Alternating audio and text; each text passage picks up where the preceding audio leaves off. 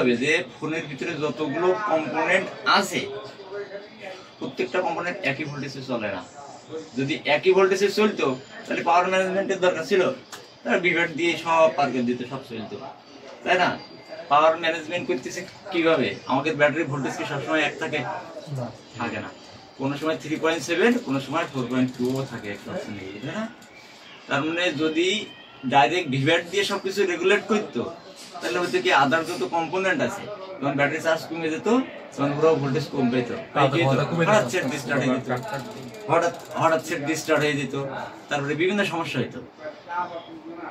এখন power management আইসি ব্যবহার করা হয়েছে বিভিন্ন জায়গায় বিভিন্ন ভোল্টেজ আলাদা আলাদা দেওয়ার জন্য, নাইলে দরকার ছিল না। যেই কম্পোনেন্ট গুলো 3.7 থেকে 4.2 কম্প্যাটিবল ওরে কি করেছে সরাসরি ভিভ্যাট থেকে ভোল্টেজ দিয়েছে। ওই যে ওই সেটটা শর্ট না, কোথায় শর্ট? ভিভ্যাটে শর্ট, মানে ইনপুট লাইন শর্ট। ভিভ্যাট বলতে ইনপুট লাইন বোঝায়, এখানে আমরা ভোল্টেজ ইন করি, এই লাইনটারে আমরা শর্ট বুঝাই, তার মানে ইনপুট লাইন শর্ট। এখন ইনপুট লাইন শর্ট, তাহলে আমাদের এখন পরীক্ষা করতে হবে কি যে এই ইনপুট লাইনটা কোথায় কোথায় গেছে, তাই না? এখন ভিভ্যাট থেকে লাইন কোথায় কোথায় যায়? প্রথমে চার্জিং এসি থেকে লাইট সেকশন, তারপরে graphic section, light, graphics, audio, 2GPA, 4GPA, এখন আলাদা আলাদা সেট অনুযায়ী আলাদা আলাদা জায়গায় যাইতে পারে। তার মানে আমরা ওই লাইনগুলোরে ট্র্যাক করবো, ওই লাইনের সাথে সম্পর্কিত যে কোনো কম্পোনেন্ট শর্ট হতে পারে, হতে পারে ডায়োড শর্ট, হতে পারে কোনো ক্যাপাসিটর শর্ট, হতে পারে কোনো আইসি শর্ট, ঠিক আছে? তার মানে এটা আর কখনোই ভাববা না যে আমার ব্যাটারি থেকে ভোল্টেজ চার্জিং আইসিতে যায়, চার্জিং আইসিতে পাওয়ার আইসিতে যায়, পাওয়ার আইসি সব জায়গায় ছড়াই সেট চলে, বিষয়টা এরকম না। যে এখানে যে ভোল্টেজ যেভাবে নিয়ে যায় কোম্পানি ওইভাবেই ওই জায়গায় ওইভাবে ম্যানেজ করে দিয়েছে। যেমন 3.7 থেকে 4.2 ভোল্টেজ যাদের প্রয়োজন হয় তাদের জন্য সরাসরি ভিভ্যাট থেকে চলে গেছে। আবার যাদের 1.2 ভোল্টেজ দরকার হয় পাওয়ার ম্যানেজমেন্ট আইসি দিচ্ছে। ভোল্টেজ পাওয়ার ম্যানেজমেন্ট আইসি কতগুলো ভোল্টেজ জেনারেট করে হিসাব আছে? একটা পাওয়ার আইসিটার ভিতরে কয়টা সেক্টর এটা আগে জানতে হবে। পাওয়ার আইসিটা অন হয় কিভাবে এটা আগে জানতে হবে। একটা সেট অন হওয়ার জন্য কোন কোন ভোল্টেজ গুলো দরকার এটা আমাকে জানতে হবে। এখন মনে করো নেটওয়ার্ক সেকশন নষ্ট, নেটওয়ার্ক সেকশনে ভোল্টেজ যাচ্ছে না, সেট অন হওয়ার জন্য কি কোনো অসুবিধা হবে? না, হবে না।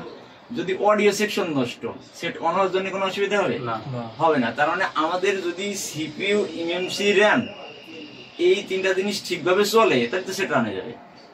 আদার্স ক্যামেরা সেকশনে ভোল্টেজ আছে না, ক্যামেরা অন হবে না, সমস্যা নেই, আমার সেট তো চালু হবে। তার মানে সেট চালু হওয়ার জন্য কি কি ভোল্টেজ দরকার এইটা আমাকে আগে লাগবে, ঠিক আছে? এখন আমরা তো জানি যে সবকিছু পরিচালনা করার জন্য কেউ না কেউ তার পিছনে আছে। পাওয়ার আইসিটা কি নিজে থেকে চালু হয়? ওরও চালু করার জন্য বিভিন্ন মাধ্যম, বিভিন্ন ফ্রিকোয়েন্সি ব্যবহার করা হয়েছে না, হয়েছে? তাইলে বলো পাওয়ার আইসি আমরা যখন পাওয়ার বাটন ট্রিগার করি তখন তো পাওয়ার আইসি অন হয়ে সবাই পরিচালনা করে, তাই না? পাওয়ার বাটন অন করার জন্যও তো পাওয়ার বাটনের একটা ভোল্টেজ আছে, ওর ভোল্টেজ কেটে দেয়, ওখানে ভোল্টেজ কত থাকে? 1.8, তাই না? 1.8 থাকে পাওয়ার বাটনে, তাহলে ভিভ্যাটে তো সম্ভব না, ভিভ্যাটে তো বেশি থাকে। তার মানে অবশ্যই পাওয়ার ম্যানেজমেন্ট আইসি কাজ করতেছে। তাহলে পাওয়ার ম্যানেজমেন্ট আইসি তো তখনও অন হয়নি, ও অন হবে কখন? আমরা যদি ফ্রিকোয়েন্সি দেখি, যদি স্কিমেটিক বের করি, তাহলে আমরা দেখতেছি যে পাওয়ার আইসি অন হচ্ছে যখন পাওয়ার বাটন ট্রিগার করবো তারপরে, আর নাইলে ইনিশিয়ালি যদি রান হয় চার্জে লাগানোর পরে, তাও চার্জের সিগন্যাল পাঠাচ্ছে তাই, কিন্তু অন করার সময় তো power button trigger power IC on হচ্ছে, তাই না? প্রপারলি কাজ হচ্ছে, ওর ভোল্টেজ কিটা দেয় আগে জানতে হবে। পাওয়ার আইসির ভিতরে কয়টা সেক্টর আছে? আগে যাবো আমরা পিএম, এই যে পিএম, পিএম এর মধ্যে 4টা সেক্টর আছে, এই পিএমটার মধ্যে 4টা সেক্টর আছে। প্রথম সে আমরা সাপ্লাই কি বাক ভোল্টেজ চিহ্নিত, যেটা বাক কয়েলের মাধ্যমে সাপ্লাই হয়, এই বাক নামের একটা সেক্টর আছে ভিতরে, বিইউসি, এই বাক নামের একটা সেক্টর আছে, যে সেক্টর দিয়ে শুধুমাত্র বাক ভোল্টেজই সাপ্লাই করে, বুঝা গেছে? এই বাক ভোল্টেজটা কি? এটাও একটা হাই এম্পিয়ার ওয়ালা ভোল্টেজ, ভোল্টেজটা কম, এম্পিয়ারটা হাই, যেটা বেশিরভাগ ক্ষেত্রে সিপুর কোর লাইনগুলোর ভিতরে ব্যবহার হয়। যতগুলো বাক সাপ্লাই লাইন আছে এই সবগুলো কোর লাইনে চলে গেছে। সিপু কোর বলতে কি? একটা আইসিটা কি? আইসি অনেকগুলো সার্কিটের সমষ্টি মিলে তো একটা আইসি, তাই না? একটা আইসির ভিতরে অনেকগুলো সার্কিট, অনেক আলাদা প্রতিবারের ভিতরে জিপি মানে যেটা আমরা গ্রাফিক্স বলি, ঠিক না? তারপরে বেসবিন চিপ আছে, আলাদা আলাদা আলাদা আলাদা ওর ভিতরেও সার্কিট আছে। এই আলাদা আলাদা সার্কিটেও আলাদা আলাদা বাক ভোল্টেজ পাঠায়, বুঝলে? এইটারে ইম্পারেটর হাই করে যে ভোল্টেজ গুলো পাঠায় এই পাওয়ার আইসির বাক সেকশন থেকে যায় ওই ভোল্টেজটা, বুঝতে পারছো? তারপরে আমাদের একটা ছোট ভোল্টেজ আছে কি হাই এলডিও লো এলডিও, এলডিও ভোল্টেজ আছে না? ওই পাওয়ার আইসির আরেক সেকশন থেকে এই এলডিও এই সেকশন থেকে তৈরি হয় ওই এলডিও ভোল্টেজ গুলো। পাওয়ার আইসির আরেকটা সেকশন থেকে ওই এলডিও ভোল্টেজ গুলো তৈরি হয়, যেগুলো আমাদের বিভিন্ন জায়গায় ছোট ছোট ভোল্টেজ লাগে 1.2, 2.0, 1.8। এই এলডিও ভোল্টেজ গুলো তৈরি হয় আমাদের ওই এলডিও সেকশন থেকে, বুঝলে? তার মানে দুইটা সেকশন আমরা পেয়ে গেলাম। একই সেকশন থেকে কিন্তু সব যায় না, আলাদা আলাদা সেকশন থেকে যায়। আরেকটা সেকশন আছে আমাদের কি জানো, সিডিসি প্রোডাক্টের জন্য, যেটা হচ্ছে আমাদের অডিও সেকশন গুলোতে কাজ করে, যেরকম এয়ার স্পিকার, ডিঙ্গার, মাউথ স্পিকার, লাউড স্পিকার, এই জাতীয় যত স্পিকার হয়ে আছে ওই অডিও সেকশনের ভোল্টেজ ও দেয়। এমনকি কিছু পাওয়ার আইসির মধ্যে দেখবা অডিও ওই আইসির ভিতর থেকে এমপ্লিফাই হয়, সেটা কোন সেক্টর থেকে? এই সিডিসি সেক্টর থেকে ওই অডিওটা এমপ্লিফাই হয়। পাওয়ার আইসির মধ্যে কি অডিও আসবে বাতাসে নাকি? ওর মধ্যে ওই সেক্টরটা ইনবিল্ড করা হয়েছে, আছে না? অনেক এমডি আইসিতে পাইছো না যে ওর আলাদা কোনো অডিও আইসি নেই। হ্যাঁ, ও দেখবা যে পাওয়ার আইসি শর্ট হয়ে গেছে, অডিও আসছে না, অথচ সেট চালু। তার মানে কি আমাদের বাক সেকশন, এলডিও সেকশন, আদার সেকশন ওকে, ওর সিডিসি সেক্টরটা নষ্ট হয়ে গেছে, ওই সেক্টরটা শর্ট হয়ে গেছে। এর কারণে কি পাওয়ার আইসি ওয়ার্কিং মোডে আছে, কারণ ওর ভোল্টেজে কোনো প্রভাব পড়ছে না। আইসি একটা, সেক্টর তো আলাদা, ভিতরে এক সেক্টর নষ্ট, তাই কি হয়েছে? যেরকম আমাদের ক্যামেরায় ভোল্টেজ যদি না যায় ক্যামেরা চলবে না, যদি তোমার স্পিকারে না যায় স্পিকার বাজবে না, কিন্তু সেট তো চালু হবে। নেটওয়ার্কে না গেলে নেটওয়ার্ক আসবে না, সেট তো চালু হবে। ওই বিষয়টাও ঠিক ওরকম, যে সেক্টরটা যে আলাদা, এই সেক্টরে কোনো ঘাবলা হলে ওই অডিওর মধ্যে ঘাবলা হবে, আর কোনো সমস্যা হবে না, সেট চালু হবে। আর একটা সেকশন আছে আমাদের এইচকে, এটাকে বলা হয় হাউস কিপার। এই জায়গায় যে ভোল্টেজটা আছে house keeper, or power IC on হওয়া লাগে না, ও নিজে থেকে আগেই কাজ করতে পারে, বুঝা গেছে? পাওয়ার বাটনের ভোল্টেজ কোথা থেকে যায়? হাউস কিপার থেকে যায়। এই হাউস কিপার সর্বপ্রথম ভিভ্যাট লাগানোর সাথে সাথে ও চালু রেডি, ও রেডি। বাক সেকশন, এলডিও সেকশন চালু করার জন্য ও প্রস্তুত, আইসির অন্য সেক্টর চালু করার জন্য এ রেডি থাকে। এ যখন রেডি থাকে তখন আমরা এবার স্টেপ বাই স্টেপ যেতে পারি, বুঝলে? তার মানে পাওয়ার সেকশনের মধ্যে কিভাবে কাজ করে, অনেকে কিন্তু এই জিনিসটা নিয়ে ঘাবড়ায় যায় যে ক্রিস্টাল ফ্রিকোয়েন্সি পাওয়ার পরে অন হয়, কি দেখি মানে মাথায় আসে না কিন্তু বিষয়টা, যে তাহলে ও বলছে কি করে আমি অন করছি। এ ওই ভোল্টেজ গুলোই দেয় যে ভোল্টেজ গুলো সিপিইউ এমএমসি বা মানে এমন একটা টাইমই যে টাইমে কোনো সিস্টেম চালু হয়নি, এই ভোল্টেজ গুলো ওইতে সরবরাহ করে। এই হাজকে ওইগুলো সম্পাদনা করে। যখন আমরা পাওয়ার বাটন ট্রিগার করি তখন কি হয়, ভিভ্যাট লাগালে তো সাথে সাথে আগে হাউসকিপার চালু হয়ে যাচ্ছে, পাওয়ার বাটনের মাপ দিয়ে দেখবা ভোল্টেজ চলে দিয়েছে, ভোল্টেজ দিয়ে দিয়েছে পাওয়ার অন করার জন্য। পাওয়ার অন করা হয়, অন করার সাথে সাথে আগে কে চালু হয়ে জানো? পাওয়ার ম্যানেজমেন্টের অন্য সার্কিট চালু হয়, চালু হয়ে ও আগে ভোল্টেজ পাঠায় করে জানো, এই এলডিও সেকশনটা চালু হয়ে এলডিও ওপেন করে। আগে পাওয়ার বাটন ট্রিগার করলাম, এলডিও ওপেনে ওই জায়গায় কি হাই এলডিও লো এলডিও আছে না, 1.8, 2.0 এই ভোল্টেজ গুলো এলডিওর কাছে না, এগুলো তো এলডিও ভোল্টেজ, তাই না? এই এলডিও ভোল্টেজ ওর সর্বপ্রথম কাজ থাকে ক্রিস্টালের কাছে ভোল্টেজ পাঠানো, ওর আর কোনো কাজ নেই। ক্রিস্টালরে আগে নাড়া দেয়, ক্রিস্টাল আগে একটা তরঙ্গ তৈরি করে, ক্রিস্টালে যেই ভোল্টেজ ইন করে তখন ক্রিস্টাল একটা তরঙ্গ তৈরি করে, ওর কাছে একটা মেগাহার্টজ পাঠায় দেয়। পাওয়ার আইসির কাছে এই জায়গায় একটা ক্রিস্টাল ব্যবহার করা হয়, ও যখন অন হয়, অন হওয়ার সাথে সাথে ক্রিস্টালের কাছে আগে ভোল্টেজ পাঠায় দেয়। তখন ক্রিস্টালটা কি করে, ধরো 26 মেগাহার্টজের একটা ক্রিস্টাল লাগানো রয়েছে, তাই না? এমএই ও তখন কি করে, এই ফ্রিকোয়েন্সিটা উৎপন্ন হয়ে আবার পাওয়ার আইসির মধ্যে আসে পাওয়ারটা অন করার জন্য।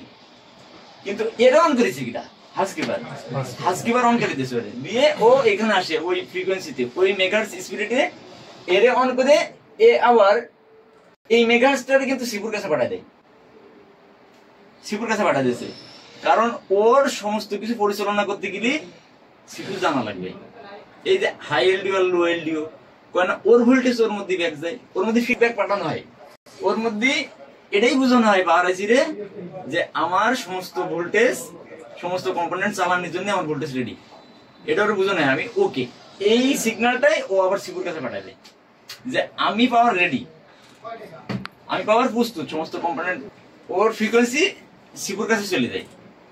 ওই সিপুটারে ওই ফ্রিকোয়েন্সি কিন্তু শুধু সিপু পর্যন্ত দিয়ে সীমাবদ্ধ না, ওই ফ্রিকোয়েন্সিটা কোথায় কোথায় যায়, ক্রিস্টালের ফ্রিকোয়েন্সি চলে যায় তোমার আরএফে, তারপরে তোমার চলে যায় হচ্ছে গিয়ে মানে এক কথায় ফ্রিকোয়েন্সি যেখানে যেখানে দরকার হয় এই সেকশনগুলো সিপু ওই সময় পাঠায় দেয়। পাঠায় দেওয়ার পরে এই কারণে ধরো যদি আরএফের কাছে ফ্রিকোয়েন্সি না যায় তখন সেটটা চালু হবে, হয়ে কি সমস্যা হবে, বেসবিন আনানো যাবে, কারণ আরএফ ওই সময় কাজ করছে না, বেসবিন চিপ কাজ করছে না।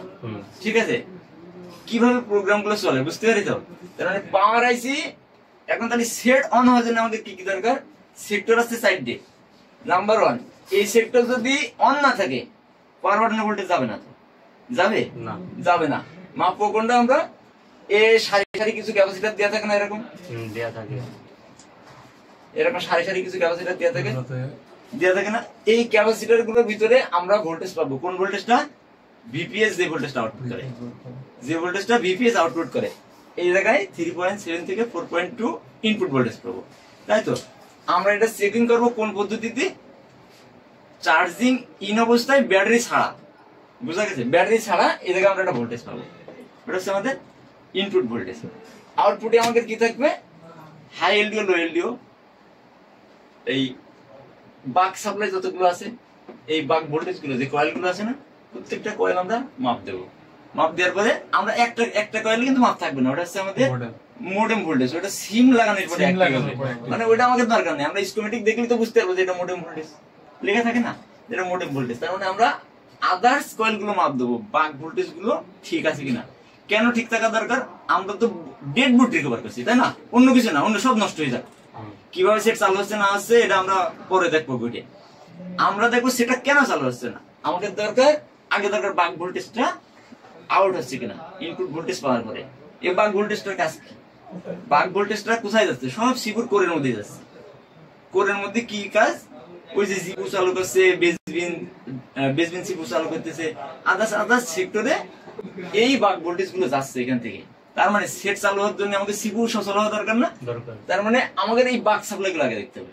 যদি বাক সাপ্লাই ওকে থাকে তাহলে আমি এটা বুঝলাম যে আমার সিপুতে যাওয়ার, সিপু সচল হওয়ার জন্য যে বাক ভোল্টেজ দরকার সেটা তৈরি হয়েছে, তাই তো। যখন আমরা বাক ভোল্টেজটা পাচ্ছি তার মানে বাক ভোল্টেজ হয়ে গেল, তখন আমরা দেখবো সিস্টেম 1 আর 2, সিস্টেম 1 আর 2 যেখান থেকে এলডিও ভোল্টেজ গুলো আউটপুট হয়, এই লো ভোল্টেজ গুলো আউটপুট হয় আলাদা।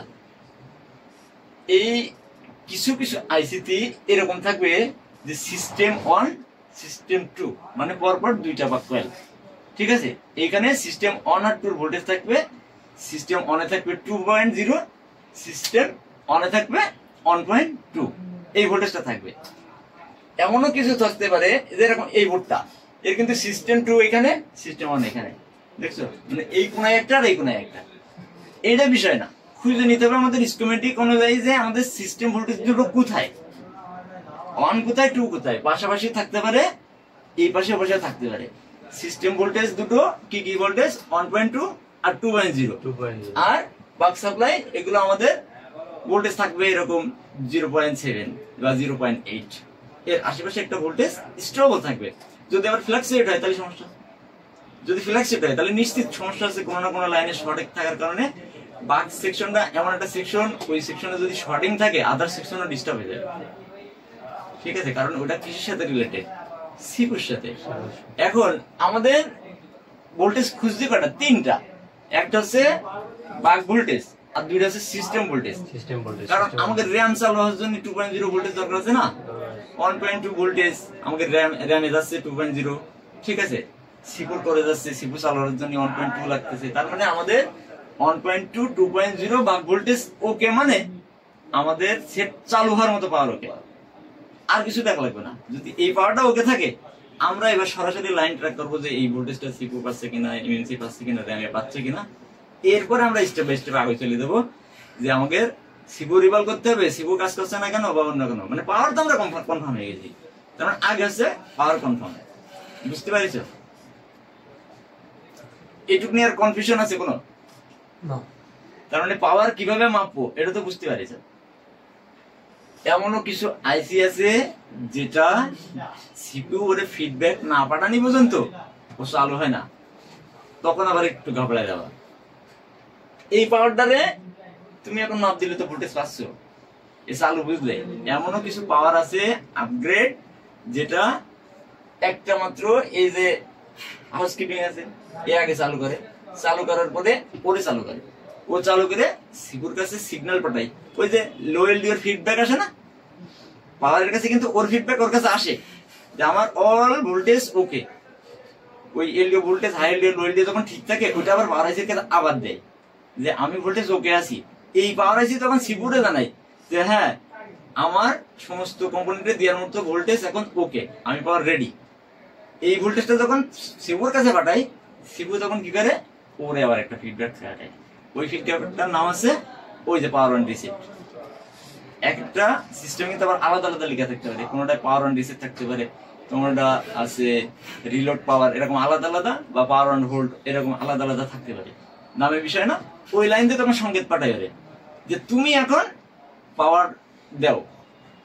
শিবু কি করে প্রথম প্রত্যেকটা সেকশনের ভিতরে ডাবল ডাবল পাওয়ার আছে, একটা পাওয়ার আইসি পাঠাই সচল রাখার জন্য। কোনটা যখন চালু করা হয় ও তখন কি করে ইএমসির একটা পাওয়ার পাঠায় দেয়, ইএমসিটা সচল। এই কারণে পাঠায় সিপু যাতে রান হয়ে বুঝতে পারে যে আমার স্টোরেজ ওকে। এখন যদি পাওয়ার না পাঠায় সিপু কি করে জানবে? ও জানে ওকে, যখন পাওয়ার সিপুরে পাঠায় যে আমি পাওয়ার ওকে, তখন সিপিইউ ওইগুলোরে চেক দেয়।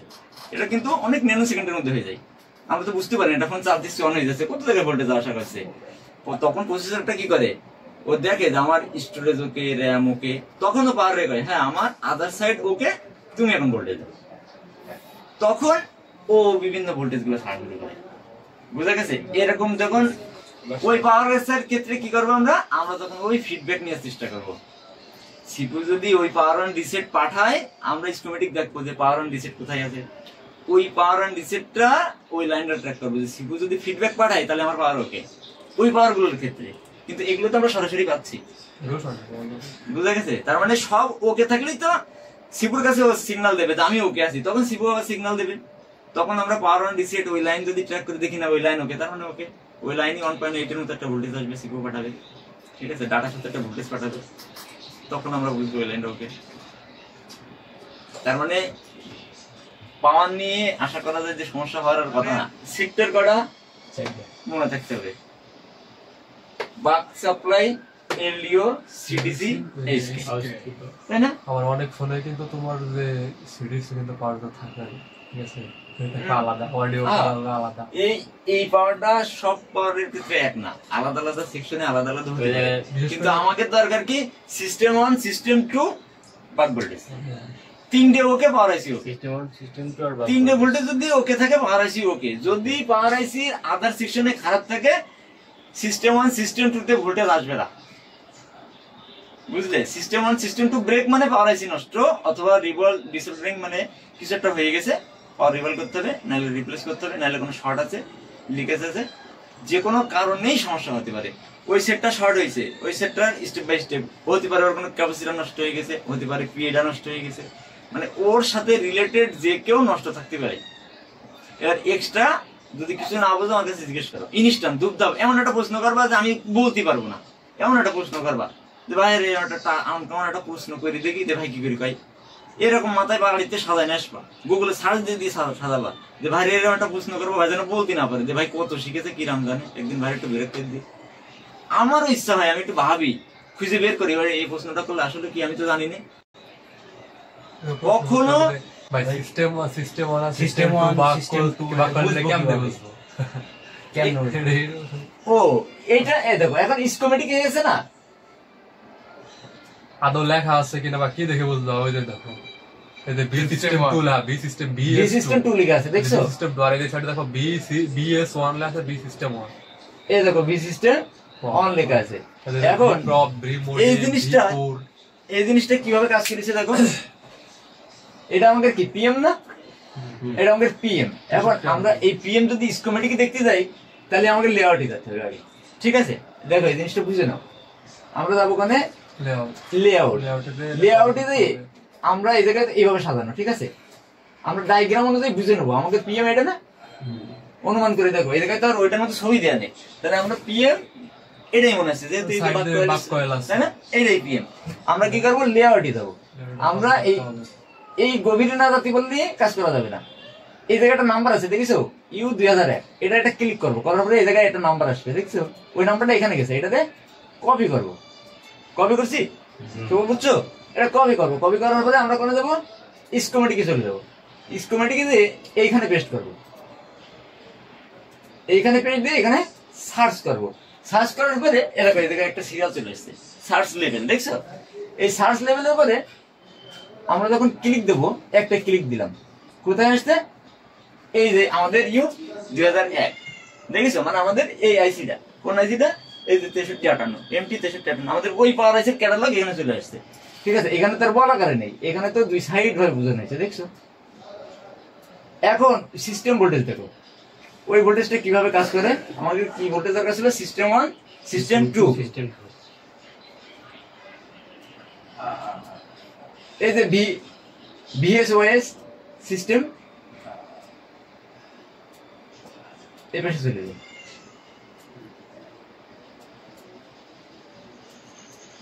এটা দেখেছো system voltage, sense to cap দেখেছো। এটা দেখ কি করে, ওদের সেন্স করে পাওয়ার আইসি আবার বুঝাই দেয় আমি রেডি। এটা কিন্তু FB দেখছো, VS1 FB, ওর আউটপুটের ফিডব্যাক ওই ভোল্টেজটা ওর কাছে আবার পৌঁছাই, এটা ওর কাছে আবার পৌঁছে এটাই বুঝায় যে আমি রেডি, আমি ভোল্টেজ তৈরি হয়ে রেডি আছি, বুঝতে পেরেছো?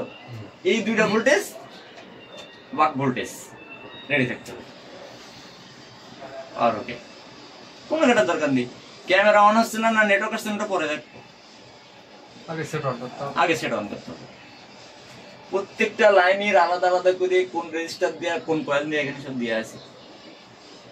সেম একই থিওরিতে একই কোনটাই একই ভাবে আমরা এগুলো শিখাচ্ছি।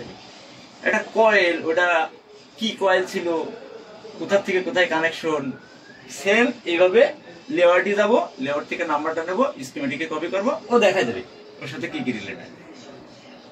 ডায়াগ্রাম দেখলে কাজ হবে না, ডায়াগ্রামে একটা নেটওয়ার্ক সেকশনে যাবা, ওরা দেখাবে কি প্রাথমিক কয়েকটা ভোল্টেজ আর XTX সাইডে লাইন, আর কিছু না। একটা আর XTX দেখাইছে আর দুটো তিনটে ভোল্টেজ দেখাইছে, 1.8 2.2 এই দুই তিনটে ভোল্টেজ, ও থেকে কাজ হবে? ক্লক ডাটা সিগন্যাল আছে, প্রোটোকল বুঝো, প্রোটোকল মিসিং হলে জীবনে কোনোদিন কাজ হবে না। প্রোটোকল বুঝো না, তুমি যে ওই পাশে কাজ করছো, আমি যে তোমারে খবর এখানে বসে যে লাইনের মাধ্যমে নিচ্ছি, এটাই প্রোটোকল লাইন। আমার যাওয়া লাগবে না, আমি এখানে বসে তোমার খবর যে লাইনটার মাধ্যমে নিচ্ছি, এটাই প্রোটোকল, বুঝতে পারছো? এই প্রোটোকল যদি মিসিং হয়ে যায় তখন ওই জায়গায় ভোল্টেজ সারাদিন মাপলেও আসবে না, আর এই ভুলটাই টেকনিশিয়ানরা বেশি করে। তাই যদি বিয়েতে ভোল্টেজ আসছে না, পিএম সমস্যা না, যেই আইসির মধ্যে প্রোটোকল লাইন থাকবে আর এই প্রোটোকল লাইন যদি মিসিং হয়ে যায় ওই সেকশনে ভোল্টেজ যাবে না। কারণ কি, সিপু জানে যে আমার ওখানে আইসি কাজ করতেছে না, আইসি নেই, সিপু পিএম রে নিষেধ করবে ওখানে ভোল্টেজ দিও না, বুঝতে পারলে? সিপু প্রোটোকলের মাধ্যমে জানবে ওখানে আইসি আছে, তারপরে ভোল্টেজ দিতে পারবে। এখন তুমি ভোল্টেজ দাও, নাইলে সারা জীবনে ভোল্টেজ যাবে না।